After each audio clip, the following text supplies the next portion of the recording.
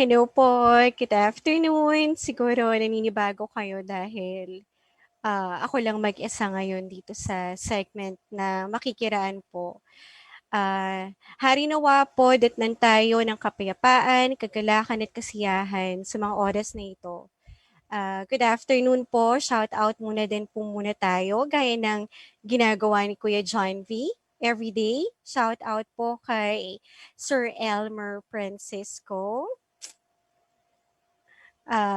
Sino pa? Adrian, ang aming pong technical assistant. Wala po tayong mga palapalakpak. So, ah, medyo this is our first time. So, dry run lang po muna. So, shout out din po muna dun sa mga kaibigan ko po na nakikinig. Sa inyo po na nandiyan dyan.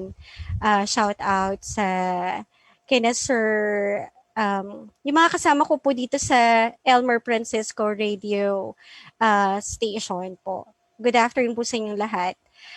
Sana po pakinggan niyo po ako sa oras na to. Medyo mainit po yung panahon at marami pong salamat at nandiyan kayo. At marami pong salamat sa Panginoon dahil ngayon po I'm getting better, feeling okay. Medyo may mga marks lang po ako ng chickenpox pero I'm good and thank you po sa mga nag-pray for my healing and recovery. Anyway, tapos na po yung sa aking pagbati. Marahil po ito po yung pang-ilang ko na pong ere sa programa ni Sir John V. Nakasama siya. Yung first po, bibigyan ko po ng kayo ng background kung sino po si Janine at ano po yung mga natalakay na po natin na topic with Kuya John V. So yung una ko pong ere, kasama po si Kuya John V, tungkol po sa sex and gender. So probably nakita niyo po yung bits and pieces of Janine pagdating sa kanyang sexualidad. Yung mga naranasan ko po na mga issues and concern ng isang babaeng may kapansanan patungkol po sa sex and gender. Pangalawa ko pong ere, kasama ko po yung kaibigan ko po si Krisa. Siya po ay isang lesbian na babae din pong may kapansanan sa paningin and um, we've learned a lot from her experiences. So, nakapag-share din po ako sa inyo ng, a bit and piece of myself. Sino si Janine. Pangatlong eri ko po about naman sa setting boundaries. So, yung mga topic na pinag-usapan po natin na kasama po ako, I shared with you some part of myself, bits and pieces of myself. So today, marahil ito po yung panahon na tatanungin niyo ako paano nag-e-enjoy sa buhay ang isang taong may kapansanan sa panahon ng pandemya, 'di ba? So sinasabi nga po nila new normal, pero para po sa akin hindi na to new yung normal na to kasi this is really a mundane situation in my life being at home most of the time. So, ang topic po natin today, i-share ko po sa inyo. Alam niyo naman na to, sabi nga ni Kuya John V, sa akin karagdagan lang po, I'm not here to teach you how to do things. Hindi po ako, wala po akong certification about, certification sa life coach or whatever. Siguro yung mga nakasama ko po dito sa radio program na to, ako po yung thorns among the roses kasi parang puro po sila mga lalaki. Simula po kay Paulo, simula po kay Sir John V, kay Sir Romel, kay Sir Kat. So, maririnig nyo naman po yung tinig ng isang babae. So, hindi po ako nandito para turuan kayo or whatever. I just wanna share with you my experience, a part of me. This is also a part of my ministry and advocacy when it comes to disability rights. So probably this is my calling. Thank you, Kuya John V, for giving me this opportunity. For giving me 1 hour every Friday to share with our audience yung aking knowledge or experience or thoughts in a certain topic. Okay. So, ang topic po natin today, how to enjoy any day or every day in spite of this pandemic. Binis ko po itong topic na to dun sa nabasa ko po na verse sa Bible, John 10:10. So, ibig sabihin po ng John 10:10, sabi po ni Jesus Christ, I come to give them life and give them life to the full. So, hindi po yung exact words, pero yun yung po yung understanding ko dun sa verse na yun, John 10:10. So, life is a gift. It's not a problem to solve. So, marami na po akong mga narinig na mga kwento ng mga kababaihang may kapansanan na nagdaraho po sa kasalukuyang panahon, nahihirapan, na pwede niyo po kong tanungin, oh Janine, paano ako mag-enjoy when, when there's, suffering in this pandemic? When there's failure, when there is, misery, when there's hunger, when there's no job. You know, number one na pwede ko pong sabihin sa inyo, how to enjoy any day. Don't measure your today with yesterday. Ibig sabihin nun, wag mo na balikan yung nakaraan, tapos na yon, 'di ba? Ito na tayo ngayon. So, sometimes kasi we set our standards dun sa mga past experiences natin sa ano natin ngayon, sa experiences natin ngayon. Iba noon, iba ngayon. 'Di ba? Karaniwan sa mga sinasabi ng mga matatanda. Well, nandun na rin ako sa generation na 'yon na may edad na. So, naririnig ko sa mga pamangkin ko yung praise na 'yon, iba noon, iba ngayon, 'di ba? Totoo naman 'yon, 'di ba? Um, isa sa malaking pahirap sa buhay ng tao, yung laging compare nung dati sa ngayon. Like for example, magbibigay po ako ng example sa relasyon, 'di ba? Like for example, you are in a relationship for 10 years, you're trying to compare your partner 10 years ago. Iba na yun noon, iba na siya ngayon, 'di ba? Iba siya noon, iba na siya ngayon. Sa dami nung hirap, sa dami nung ginaw, um, init, gutom, kabusugan, 'di ba? Tagumpay, kabiguan niya 10 years ago. You're not going to expect him or her to be the same person as today. 'Di ba?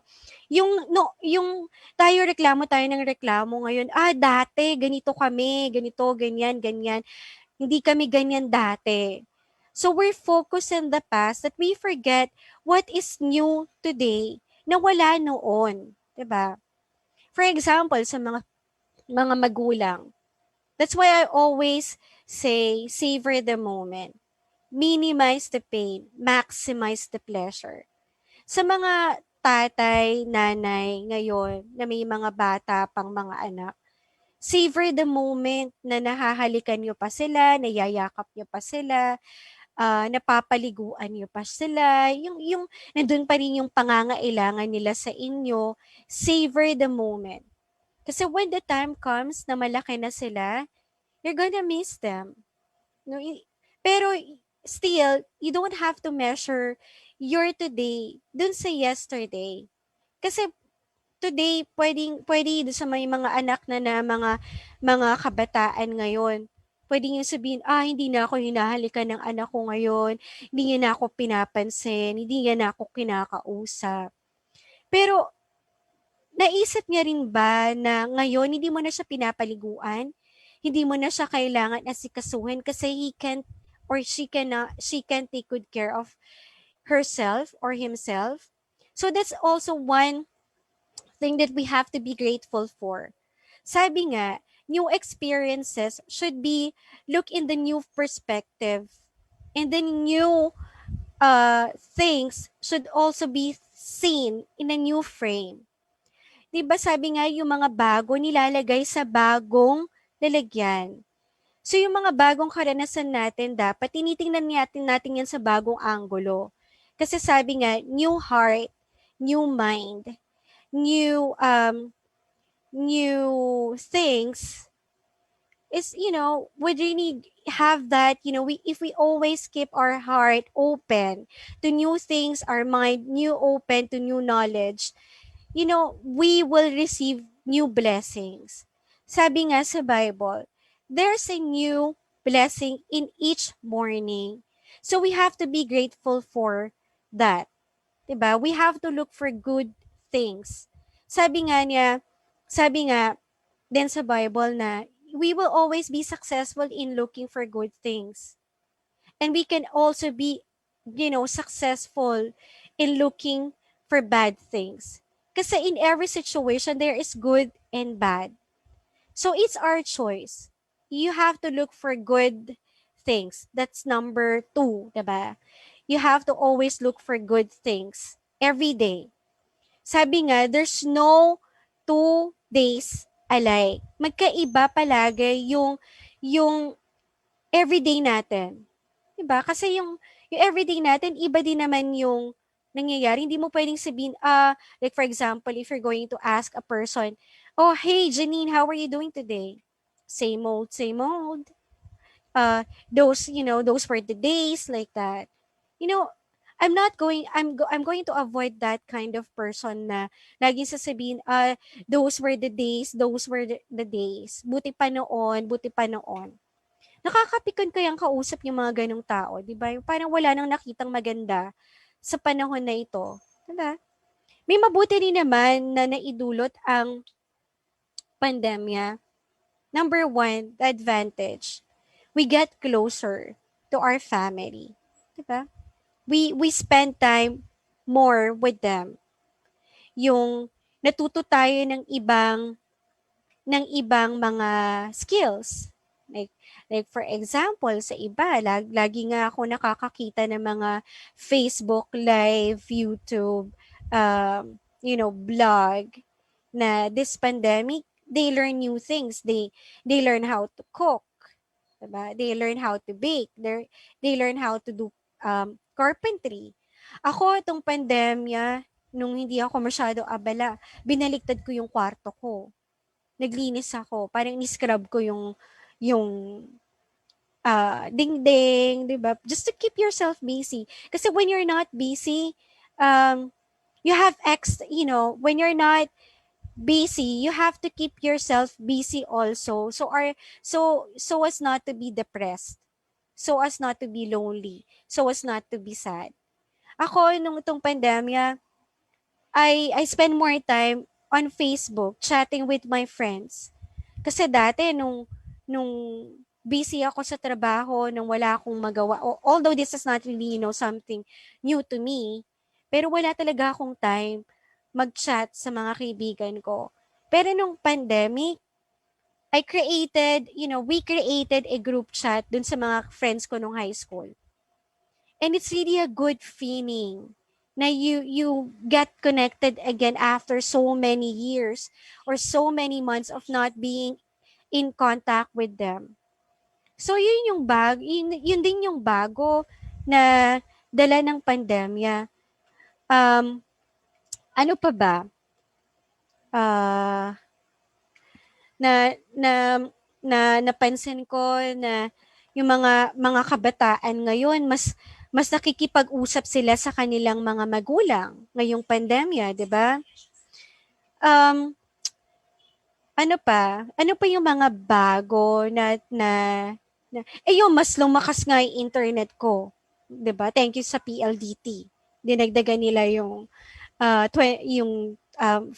10 Mbps ko ng 25 Mbps. So that is really something good, 'di ba? That we have to be thankful for kasi kung di siguro nagkaroon ng pandemya, hindi siguro pag-iigihan ng PLDT yung kanilang service or yung mga other internet service provider. Um, ano pa yung pwede nating gawin how to enjoy our day?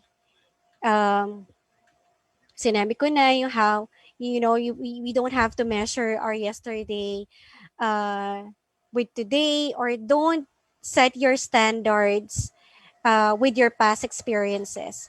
Do not try a repeat. Yung pa yung isa. Diba? Yung bawa, kunwari, um, nag-celebrate kayo ng birthday mo this year or last year, and you want a repeat, it's not gonna happen. Those people who aim a repeat will always fail. It's not gonna happen. Kasi like for example, if you're going to, celebrate your anniversary with your loved one or with your girlfriend or with your boyfriend, and then you try to have a repeat, you're gonna fail. We have to be creative, be try to have that innovations. 'Di ba? Na kasi pagka lagi mo nang nakikita din or lagi mo nang ginagawa, you easily get bored. So kung ikaw, boyfriend ka, girlfriend ka, and you wanna celebrate this anniversary in times of pandemic, be creative. Honestly, ako hindi ako creative eh. Hindi ko siguro namana yun sa tatay ko. Pero I know there are some ways to still celebrate anniversaries, birthdays, um, ano pa, yung special occasions in this pandemic. Kami, basta out of the blue lang, like for example, yung isa kong, yung birthday ng nanay ko last July, we celebrated, her birthday, simple lang, kami-kami lang. Pero it's fun. It's still enjoyable. It's still pleasurable because we celebrate life. We thank God for, for another life. In spite of pandemic, maraming namamatay. Pero nagpapasalamat kami na yung nanay namin at her age, 79 years old, is healthy pa rin. So, do not try, to have a repeat. 'Di ba? Na yung anniversary mo dati, um, gusto mo yun ulit. O kaya last year nanalo kayo sa basketball. Gusto mo this year manalo kayo ulit. It's not gonna happen. You're gonna fail. So, um, try to explore new things, new knowledge, new experience. We have to be open to that. Um, Meron akong ditong notes sa inyo pong mga audience. Sinulat ko po yung mga sasabihin ko para hindi ko po siya makalimutan. So, uh, actually, ang katotohanan po ng buhay, hindi talaga magka-match yung noon tsaka ngayon. Uh, Yun yung na-realize ko pagka sinisermonan ko yung mga pamangkin ko na alam mo, hindi kami ganyan dati na dapat 6 o'clock pa lang, uuwi na kami, ganito, ganyan, ganyan. At saka pag nag-aaral kami, hindi kami nagta-type, wala kami typewriter, talagang handwriting, ganun, ganun. Ganun kami. We maximized yung aming library card. Walang si Google, walang ganyan-ganyan.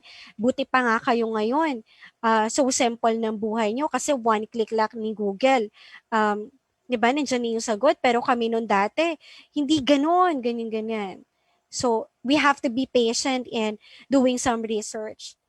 Pero I just realized, nung sinabi ng mga pamangkin ko na, Mama, iba noon, iba ngayon.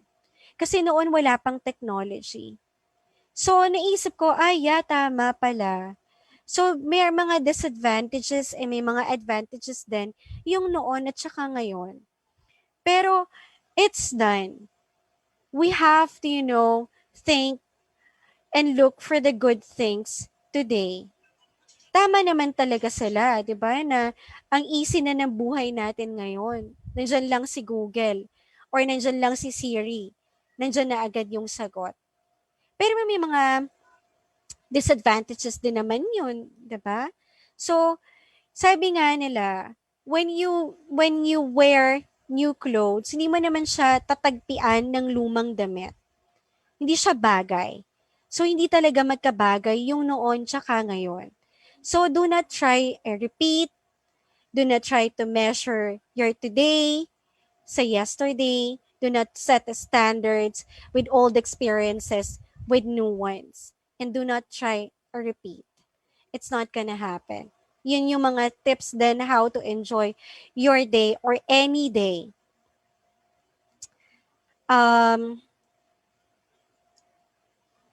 Ito pa, sometimes we're always like that.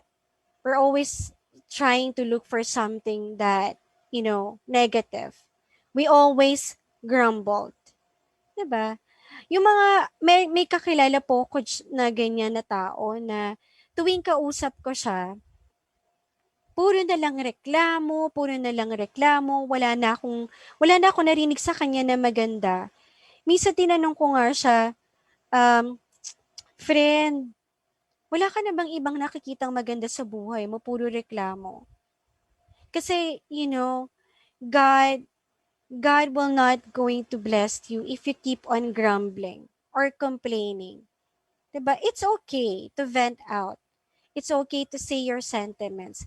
But, I believe na sa kanyang araw-araw, may mabuting nangyayari, hindi lang puro negative. Hindi lang, 'di ba, yung sapat na yung humihinga ka everyday, ibig sabihin, it's a new hope. It's a new strength. And you know what? When you are worrying and grumbling, it's a waste of energy. Kasi sabi sa Bible, sapat na yung energy and sapat na yung blessings mo for this day. Sabi nga sa Matthew 6, let tomorrow worry itself because each day has enough worrisome it's enough, you have more than enough to worry for today. Pero if you worry about tomorrow or if you are grumbling for tomorrow, wala ka ng energy for today.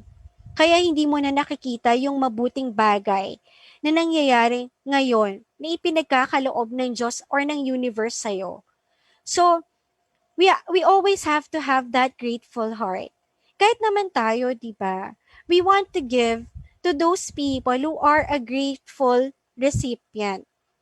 May kakilala ko, kukwento ko sa inyo, may kakilala po ako na every time na bibigyan namin siya ng regalo or bibigyan namin siya anything, wala siyang bukang bibig na dapat dapat tinagdagan niyo ng ganito, tinimplahan niyo ng ganito yung pagkain na binigay niyo sa akin. Siguro it would be a lot better if nilagyan niyo ng sugar.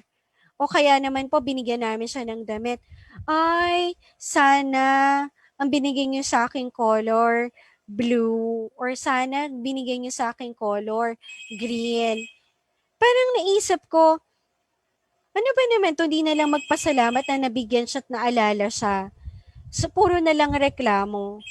So, alam niyo po ang nangyari, hindi na namin siya binibigyan. Hindi na namin siya naaalalang bigyan kasi parang mabigat sa loob mo na magbigay yung tao na binibigyan mo, hindi man lang magpasalamat na, "Uy, thank you ha, na-appreciate ko."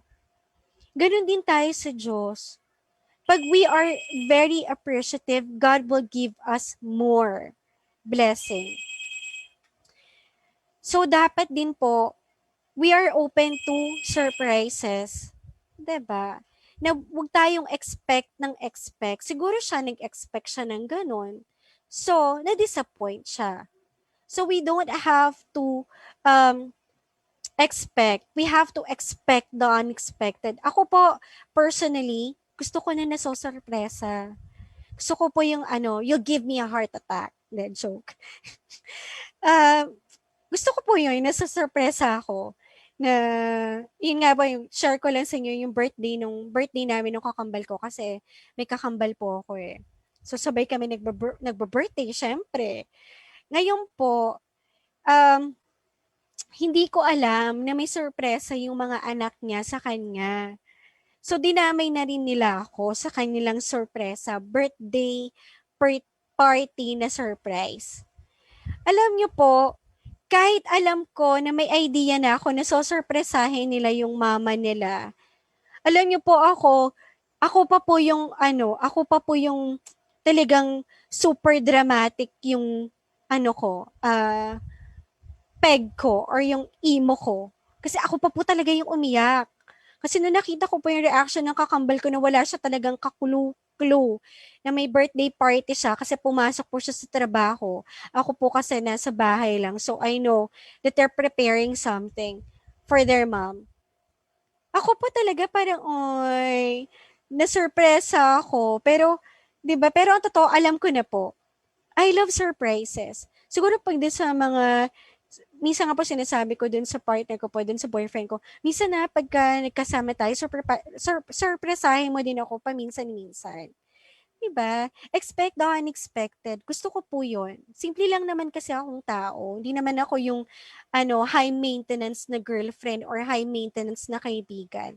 Kahit nga lang fishball or kwek-kwek, i-date mo ako, masaya na ako doon. So, 'yun pa rin, another tips and tricks on how to enjoy your day. Be simple, be easy. So, ano yung be easy and be simple? Sa mga third world country gaya po natin, 'di ba? Mga Pilipino, natutuwa po ako, nakakaimbento sila ng mga kasiyahan. 'Di ba? Sa mga traffic nga lang po, kung di lang po ako visually impaired, madami po kayo makikitang mga drama. Yung mga third world drama, 'di ba? For example, um, yung tendera ng kamatis, 'di ba? Nagpapa-manicure, nagpapa-pedicure, tapos minamam-mam siya. 'Di ba ang saya? 'Di ba parang, ay nakakatuwa, 'di ba? Parang nagtitinda siya ng kamatis, nagtitinda siya ng gulay sa bangketa, pero nagpapa-manicure, nagpapa-pedicure, and minamam siya. Wow, it's amazing. It's something that you are, na you'll be, ayan, only in the Philippines lang 'yan, 'di ba? O kaya naman, ah, may isa ko po kung napansin din nun dati.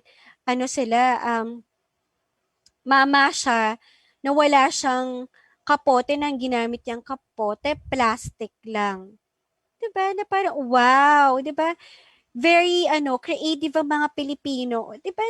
That is something that you have to be you have to look for, things that you find it enjoyable and pleasurable.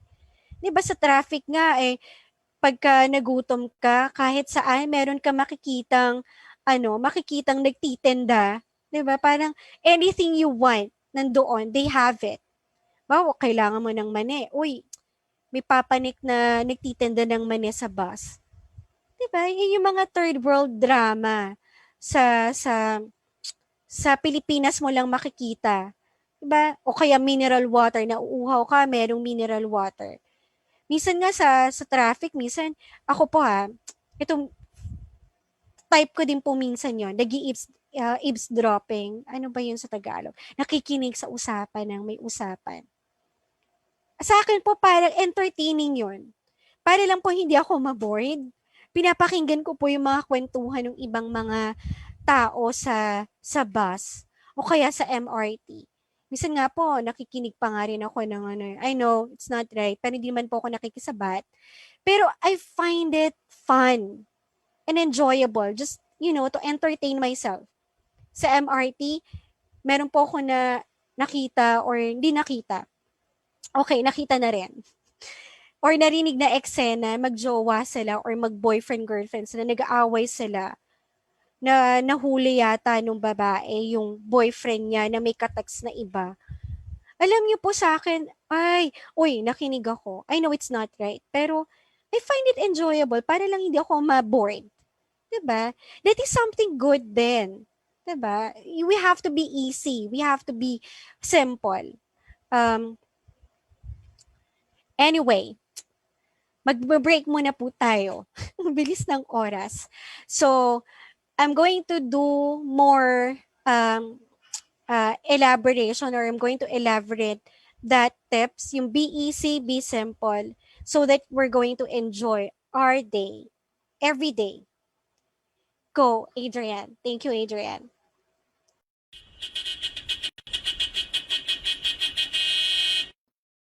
Magandang araw sa lahat. Nagpupugay at nagpapasalamat ang EFI Jeepney Station sa pangunguna po ni EFI Chairman Elmer Francisco, sa lahat po ng ating mga frontliners na nagtataya ng kanilang buhay, sumusong sa panganib sa araw-araw para po mailigtas ang buong pamilya ng Pilipino. Kaya ipagdasal po natin sila sa araw-araw nilang pagkilos. Ito po inyong kaibigan, ang broadcaster ng bayan, host ng programang Kasama Kaibigan, Monday to Saturday, 2 to 3 p.m. Sa ating mga healthcare workers, social workers, grocery store workers, retail employees, restaurant staff, delivery drivers, postal workers, pulis, bumbero at militar, ang ating mga guro, utility workers at mga super heroes. Ramdam ko ang inyong sakripisyo. Nakaka-relate po ako sa pangungulila niyo sa inyong mga mahal sa buhay. Nagsisikip ang damdamin ko pag nakikita ko kayong nagdi-distant hug o humahalik sa ating mga bunsuan sa pagitan ng salamin pagkatapos ng mahabang pagkakawalay sa ating pamilya. Ang mga staff po ng Elmer Francisco Industries Radio Station at ang programang Kaunting Kaalaman Pang-agham ay sumasaludo sa inyo. Pinagdarasal po namin ang inyong kaligtasan, magandang kalusugan, malawak at mahaba pang pangunawa. Muli po, ito po ang inyong radio broadcaster Igan D. Capistrano ng programang Kaunting Kaalaman Pang-agham tuwing Sabado alas 3 hanggang alas 4 ng hapon. Nagbubugay po at sumasaludo sa inyo. Mabuhay po kayong lahat.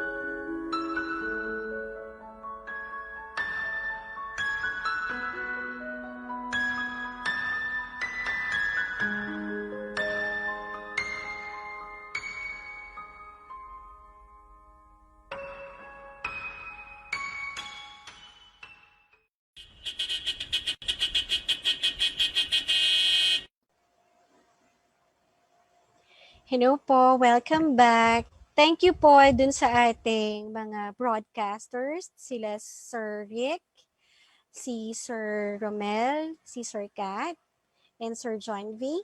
Wala siya dun sa commercial pero binabati ko po kayong lahat.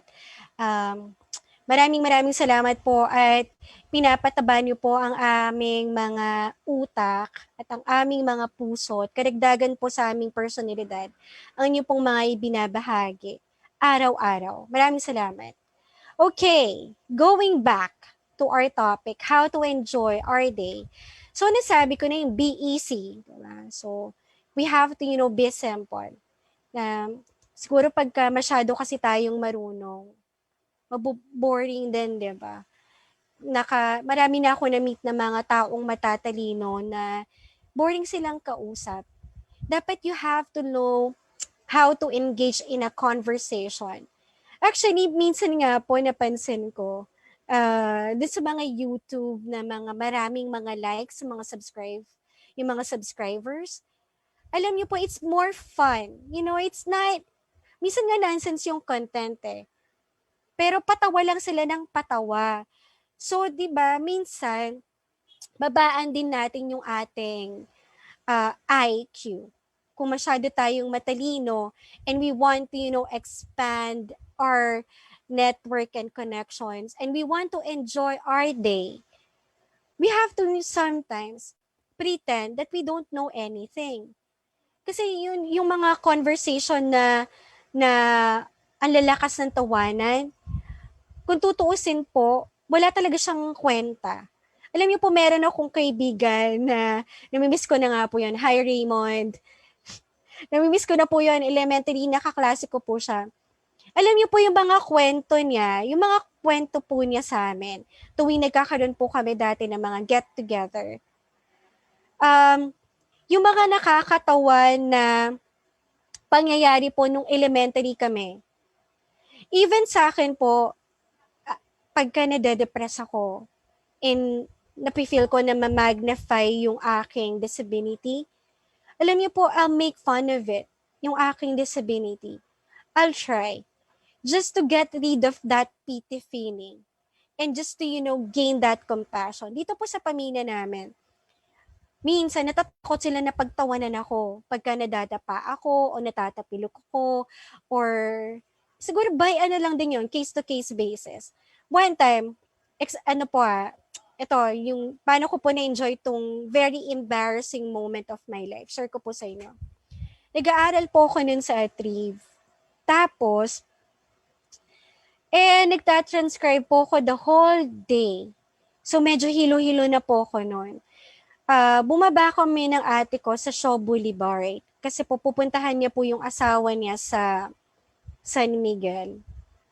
Nakaano po ako nun, parang naka-boots pa yata ako nun. Uso pa yung boots nun parang. Tapos naka-pants, naka-polo shirt. Tapos siguro pa nahihilo na ako. Taas ng takong nung sapatos ko. Ay, nako. Long and behold, nahulog po ako. Paupo. As in talagang paupo. Tapos sa mga tao, talagang natatarada sila kung paano nila ako sasaluhin. Hilo-hilo na po talaga ako. Tapos alam mo po, naisip ko, wow, nakakahiya, ang daming tao. Alam niyo po, tumayo po ako. Poised pa rin. I want to be poised. Tumayo po ako, pinagpag ko po yung sapatos, pinagpag ko po yung damit ko. Tapos po, nguminti po ako, tapos kumaway ako dun sa mga tao. Hello, kaya niyo ba yon? Yung mga gano'n, nakakatawa. Para lang po ma-divert yung attention nila, hindi sila maawa sa akin.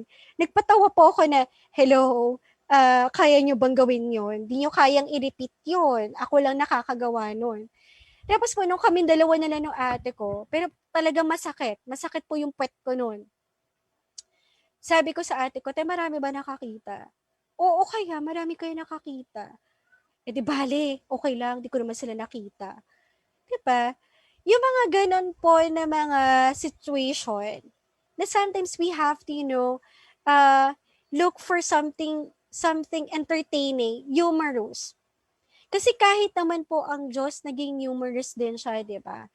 If you let me share yung story po sa Bible na din sa prayer sa mountain ba yun? Sabi, 5,000 yung pinakain niya, 'di ba? Sabi nung mga apostol kay Jesus Christ, Lord, tanghalian na, excuse me, pauwiin na natin tong mga taong to kasi wala tayong ipapakain sa kanila. Sabi ni Lord, pakainin niyo, sabi ni Lord. Tapos sabi ng mga apostol, Lord, mahal magpakain sa mga to dahil libo-libo sila, wala tayong perang ipapangkain sa kanila. So, di ba dun sa istorya na yon may bata na may dala siyang loaf of bread and fish, di ba? So, nagmilagro ang Diyos, pinadami niya yung tinapay na yon. Ano po yung humor doon? May natira, di ba? Ilang basket yung natira? 12 basket ng leftovers. Bakit 12? Kasi 12 yung mga apostoles na nagrereklamo.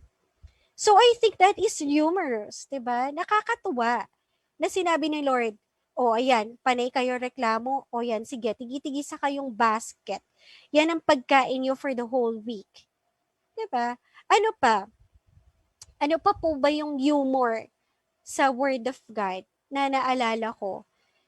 Natatandaan niyo po yung istorya na sa Old Testament na yung mga Israelites, nang nasa ilang sila, panay sila reklamo. Ngayon po, di ba nagpakalat ng salot ang Diyos ng mga ahas, di ba? So, sabi po ni Moses, Lord, tama na po, nakakaawa ng mga tao, namamatay sila sa tuklaw ng ahas. So, anong instruction ng Diyos kay Moses? O sige, gumawa ka ng ahas na yung sign ng ahas na nakapalupot sa isang kahoy, 'di ba? Bronze 'yon, 'di ba? So 'yun nga po yung sign sa medicine ng healing, 'di ba? So ano po yung humor doon? Yung humor po doon, yung mga tao takot na takot doon sa ahas dahil doon sila namamatay. Pero ang ginawa ng Diyos, dapat tumingin ka doon sa sign ng ahas na yon na ginawa ni Moses na kapalupot doon sa kahoy para gumaling ka. 'Di ba? So sa akin po parang humorous yon. Kung hindi nyo pa po nakita yon na humorous, hindi ko na lang po alam. So we have to be easy. So we have to be simple. So that we're going to enjoy life in times of this pandemic. 'Di ba? Ako po, marami nagrereklamo ng mga tao may kapansanan ngayon na nagugutom. Totoo po 'yun. Pero ako po, naisip ko, maabilidad ang Pilipino. Wala namang budget na walang katapat. Lahat ng budget may katapat. Only in the Philippines nga lang po na merong mga tingi-tinging bawang, tingi-tinging toyo, tingi-tinging suka, 'di ba? Tingi-tinging paminta, ano pa, sachet na shampoo. Sa Amerika, walang ganyan. 'Di ba? We have to be grateful for na ang Pilipino maabilidad. Kahit nga po yung mga 10,000 pesos na worth of na keso, 'di ba? Merong katapat 'yan sa mga pobreng katulad natin. Na tigsa 10 piso na keso, may mabibili ka, 'di ba?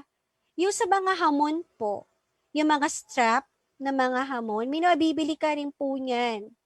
So, naisip ko nga po, I just observe sa mga Pilipino, another thing, third world drama. Yan. Our language for today. Third world drama. Um, Alam niyo po yung, di ba, yung mga puts pa, sa mga puts pa, may 150. Pero siguro po, pag sa mga, uh, dun sa mga depressed area, meron din siguro po nagpuputs pa ng 20 pesos, 50 pesos, di ba? Yung mga nagmamasahe nga po ngayon na, na 50 pesos, half body massage. Budgeted. We can create, stuff na will match our budget. Kasi po, no, dati nagbebenta nga po ako ng computer. Budget mo, tapatan ko. Yun po yung pangalan nung business ko dati. Nag-assemble po ako ng computer. So, I'm going to assemble computer based on your budget. So, we have to be creative. We have to be, yung ability, maabilidad po talaga ang Pilipino. Kasi, naisip ko, yung mga tao nga pong nasa bangketa, wala talaga silang kinikita, pero nabubuhay. Yung iba, konti lang ang kita, nabubuhay. Siguro po yung mga iba na nakakatanggap po ng relief goods, ang ginagawa nila dun sa kanilang noodles, 'di ba? Para lang ma-enjoy nila yung pagkain. Dadagdagan po nila ng maraming tubig yung noodles and dadagdagan lang nila ng asin at paminta. 'Di ba? Ulam na. Ako po naranasan ko po noon mag-ulam lang po ng bagoong at saka talbos ng kamote pag bumabagyo. Kasi yung buhay po namin dati, I think, pag kino-compare ko po yung buhay namin dati sa buhay namin ngayon, ang buhay po namin is very simple noon. Kesa ngayon, ang TV nga po namin dati yung sinususian pa eh. Pero alam mo, it gets better and better and better every day. So I just realized, oh my gosh, right now meron na kaming smart TV. Dati wala nga kaming color TV. Kung hindi pa nga po nagbigay ng, ng color TV yung kapatid po ng nanay ko na nagsa-Saudi dati, hindi kami magkakaroon. Pero you know what? I enjoyed my childhood days. Yung simple lang. Nakakatikim lang po kami ng hotdog, ng fried chicken, ng spaghetti. Pag Pasko, pag bagong taon, pag birthday po namin, totoo po yan. Hindi ko po kayo chinacharot. Even nung pagka nakakabili lang po kami ng bagong damit, pag birthday namin, pagka pagka Pasko. Pero now, I thank God. Oh my gosh, Lord, hindi ko birthday. Hindi Pasko. Pero I was able to buy a new clothes. Kasi dati, new clothes. Kasi dati wala. Totoo lang po nung dati ha. Nung kakambal ko po ang maraming damit kaysa sa akin. Yung nagdadalaga na kami. Kasi po siya, may boyfriend siya na nalilibre ng kanyang pagkain at pamasahe nung pumapasok po kami ng college. Ako po wala. Wala akong boyfriend. So, nangyahiram lang po ako sa kanya ng damit. Naranasan ko rin po ko-compare ko lang po sa inyo ngayon. Pero, hindi ko po ito ginawang standards ng aking experience or nung new experiences ko ngayon. I've used that experiences as a motivation to get better. Naranasan ko po nung college ko, ah, ang pera ko na lang po sa bulsa ko, eksakto, token ko na lang po sa LRT. Token pa po nun sa LRT. Wala na po akong pamasahe pagsakay ng jeep. Nag 1, 2, 3 nga po ako eh. Yan nire-reveal ko po sa inyo. Nag 1, 2, 3 ako. Hindi ako nagbayad ng jeep ko nun dati. Kasi wala na po akong pamasahe. Pero now, I've learned that I have to save more money. Kasi po ako gastadora talaga ako nun dati. Pag nagutom po talaga ako nung college, even nung high school, ay, sige lang. Kain lang po ako ng kain. Pero, that's also the reason why we need not to compare. Kasi things gets better and better every day. Even yung sa tao. Kasi nung dati, eto po ako dati. Nung bago-bago pa lang yung Facebook, ay, ang hilig kong i-compare yung sarili ko sa iba. Ay, yung mga kaklase ko nung high school, nakita ko, uy, nung high school kami, hindi yan ganyan nakapag-asawa, akalain mo yun. Samantalang ako, heto, 'di ba? Straight honor students nung high school. Very popular nung high school since parang eto pa rin, 'di ba? Parang nobody. I was somebody when I was in high school. With the modesty aside. I'm very much active in our extracurricular activity. Mas ligawin pa nga po ako sa kakambal ko nung high school ako. Napudpud po yung sapatos ko sa JS prom. Dahil maraming gustong akong isayaw. Pero pag nakita ko po yung mga Facebook friends ko po, yung mga high school friends ko, even mga high school batchmates ko, and then they're married, they're very successful, I feel insecure. I feel depressed. That time, I felt ugly. I felt depressed. I felt alone. Pero I've learned that I need not to compare myself with anyone else. Kasi sabi nga po sa Bible, hindi lahat ng mga mabibilis tumakbo, sila yung nananalo sa karera. Hindi lahat ng mga malalakas, sila yung panalo. At hindi lahat ng mga matatalino, sila yung nagiging matagumpay. Iba-iba. Sabi nga sa Ecclesiastes 9:11, we are time-bound. Time and chance. 'Di ba? Siguro, ito yung kapalaran ko, at yun yung kapalaran nila. And you never know what's really, happening behind doors. Hindi lahat ng nakikita natin sa Facebook post ay totoo.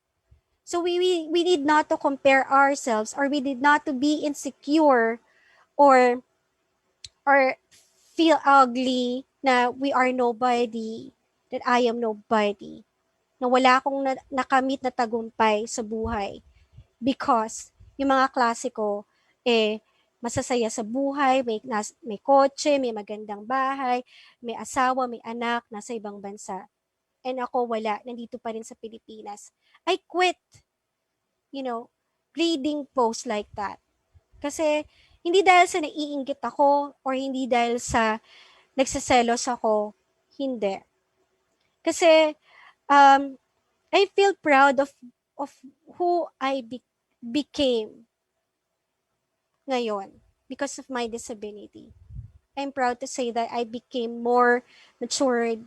I become more humble. This is really a humble experience for me, guys. Kasi if you met me before, sabi ko nga, ang tao nagbabago.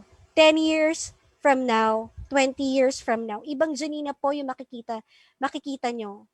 Lahat naman po tayo tumatanda. At sana, meron tayong pinagkatandaan. At sana na-enjoy natin yung araw-araw sa buhay natin. Kasi di na natin po kayang ibalik yon. Yung buhay na meron tayo ngayon. Every minute, every second, every hour of the day is important. It's may meaning sa buhay natin. So, we always have to be grateful. That we have to be simple, we have to be not too tight, not too personal. Don't take things too personal in this earthly life. Like for example, we're experiencing difficulties in life. We're going to say, I am against the world. Yung mga drama na mga Pilipino, ng mga tao. I am against all odds. Hindi po tayo ganun ka-importanteng tao. Ako, I quit saying that. Pasan ko na buong mundo. Laban na sa akin na buong mundo.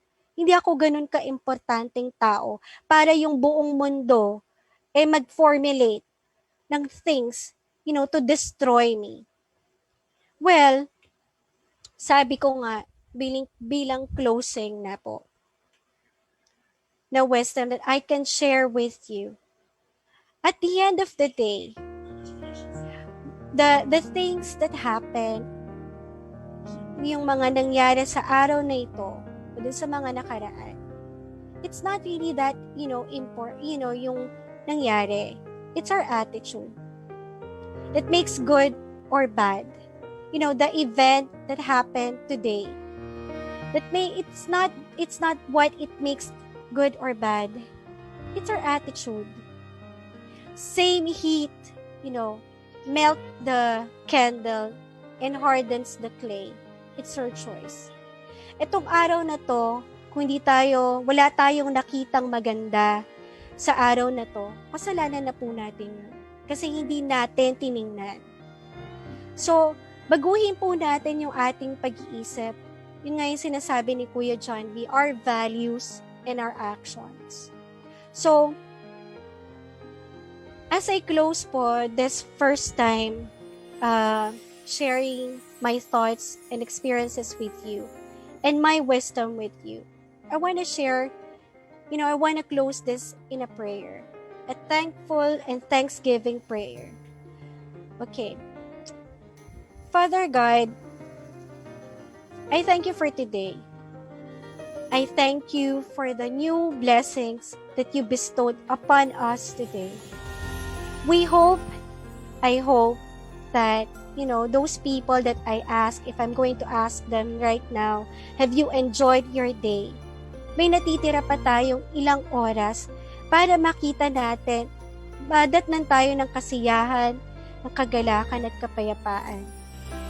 Sana po, Panginoon, sa mga oras na to, makita po namin yung mga biyaya at pagpapala na pinagkakaloob po sa amin araw-araw.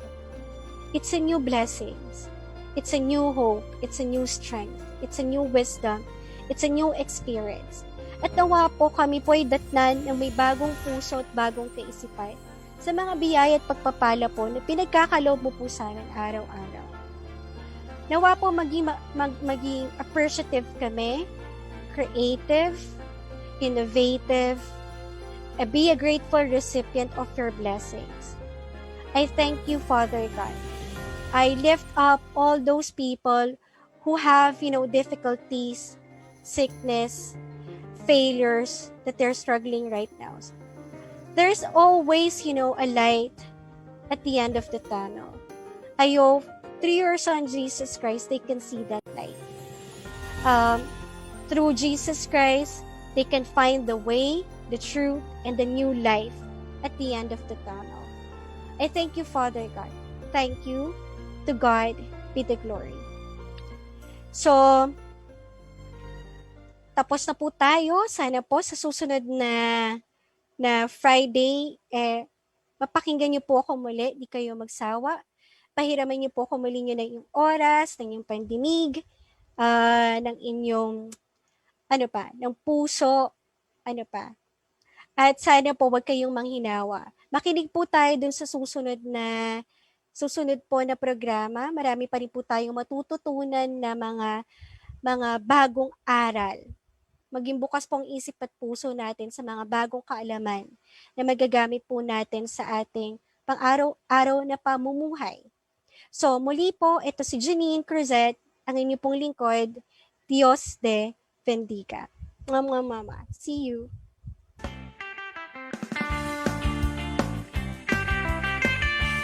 Ayan Be.